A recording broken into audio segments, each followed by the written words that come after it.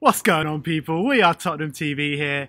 We're bringing you a brand new show. We're going to bring it to you every week called Spurs Weekly, giving you the transfer roundup, the contract roundups, and everything to do with Spurs, including, you know, all the World Cup kind of stuff, all around the summer.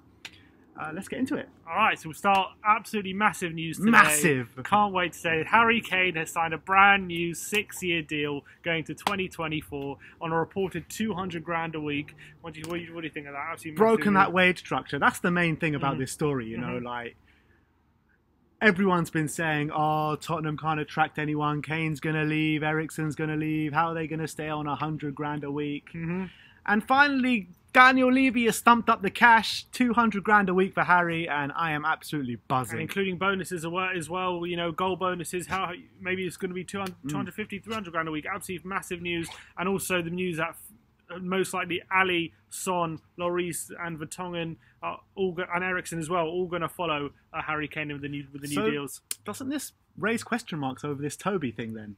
Because, like, you know, we're offering all these players, breaking our wage structure, but they still won't offer Toby 180. Well, I'll bring this on to Toby because reportedly now in the press they're saying there's a 20 million difference in valuation between Man United and Spurs. Apparently, Man United have bid around 45 million and Spurs are looking for around 65 million. So I don't know what you think about that. I wouldn't sell him for 65 to Man United. I think selling him to a direct rival to what we're going after it's just no. Like, it's ridiculous. It's ridiculous. 2 summers in a row as well. We can't do this again. When we sold Modric, we took a hit on that deal because we didn't want to sell him to Chelsea. I know Chelsea are a bigger rival to us than United, but still, United are a mad rival to us now in, you know, the league table and everything, Europe. We're close to United, but not. You know, 3 of the last 5 seasons we finished above them. So we can't be selling our best players when we're supposed to be competing with these clubs. Look, if they're going to give us Martial, I'll take it. But if not, then no way. I think if Levy sells Toby to United, given the fact he's already demanded Martial and they've said, no, we're not giving you Martial, I think it's spineless. I really think it's spineless. I'd be really, really angry if he sells Toby to United. But at the moment, it looks like it's only 20 million away. So maybe they're going to come to some compromise and maybe he'll go for about 55. We'll see. But it brings us on to his replacement. Yeah. Which apparently Spurs have now pulled out of a deal for Ligt from Ajax after apparently demanding too much money. Apparently there was all the rumours that Spurs were prepared to pay 60 million. Yeah, I heard we already bid 55 million. But now all the rumours are starting that we've pulled out the deal and we're not interested in signing him anymore. And there's some rumours Man City have outbid Spurs, some rumours that we've just pulled out for financial reasons. Either way, it's very disappointing that we've pulled out this deal. Whether that means Toby's staying or not, apparently the two aren't connected, according to things I've read. But it'll be interesting to see where that goes. You know, the reason I was so excited to sign him was because, you know, we had the old guard Ajax defence, the Vertonghen and Alderweireld, and Sanchez and De Ligt came up.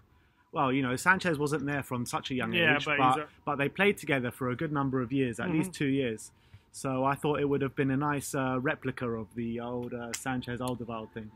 Well, maybe it will still happen, but at the moment it looks like the deal's off, and which is a big shame. And especially if we let go of Toby, and if De Ligt doesn't come in, then I just struggle. Apparently, we might go for a cheaper option like Lascelles, something like that. So it'll be interesting. Lascelles isn't a ball-playing centre-back though, so like De Ligt. Yeah.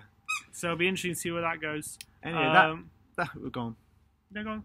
So that moves us on to our #1 target, apparently. Oh God, Jack Grealish. What do you think about that? So apparently, Aston Villa are demanding 40 million for Jack Grealish, which is an astronomical fee. Seeing as we paid 30 million for Sissoko, it's actually a good deal. Yeah, it's probably a bargain, absolute bargain. But I think in this, apparently, Daniel Levy believes because of Villa's current financial situation, they can haggle them down to about 15 million, which is very Levy. But whether that's the case, I don't know. Jack Grealish is a nice player. But he's a very good player. He's a good player. He's a bit of a hothead, though. But he's never really shown how good he is outside of the Championship. I think he's played well in the Premier League, but I don't think he's shown consistency. I don't know. Wasn't he on the cusp of breaking into the England side? Not really. The year Villa went down. Not really. Only because we hype English players so much after one good game on the brink of the England squad. I like Jack Grealish, and I think he'll fit in well, but 40 million at this stage. But to make him our #1 target when we're trying to sign some marquee signings, I don't think this is what Poch had in mind. Stinks of Levy though, that Jack Grealish deal.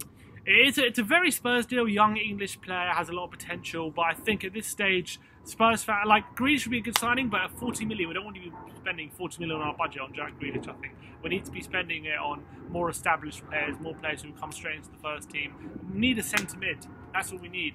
And I wouldn't say no to Jack Grealish if there's more incoming, but I fear that spending 40 million on Grealish will be one of our main signings, and maybe it'll prevent us getting some of our other targets, which would be a shame. So I don't know, it remains to be seen, but I wouldn't mind Grealish too much. Yeah, one last thing to mention is that I'm hearing from a few places that the stadium will not be Premier League ready until October.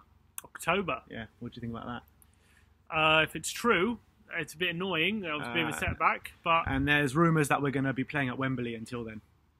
God, don't want to go back there. Yeah. I hope that's not true. Listen, I don't know. I've heard conflicting reports. I've heard reports that the stadium's not getting ready till December. I've heard that. I've heard from reliable sources that the stadium's definitely going to be ready from August. The club have said it's going to be ready for August. They've stayed that line. There's a few reliable journalists like Alistair Gold and Chris Cowlin who are very adamant they will be ready for August. But there are these rumours that keep coming up that it's not going to be ready till October, not going to be ready till later. When you're looking at the stadium, it doesn't look like it does not look ready. It doesn't look ready. If you look at when Arsenal moved into the Emirates after when that game was finished, it was done.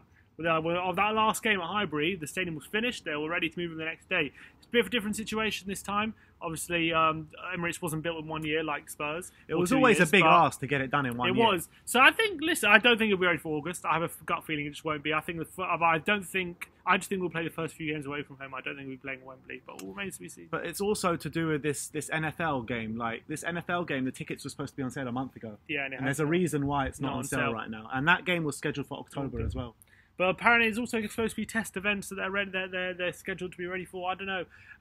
There's a lot of rumours flying around, and it's a bit of me is worried. But I guess we'll have to wait till nearer the time to see whether the stadium's ready. But Chris is there every week, and he keeps saying he's adamant it's going to be ready for August. So after what remains to be seen. Anyway, that was your Spurs Weekly. We're nearly on 10,000, so please, guys, get us to that 10,000. We're just about 50 away. So hit that subscribe button, hit that share button, hit that like button, and as always, come on you Spurs!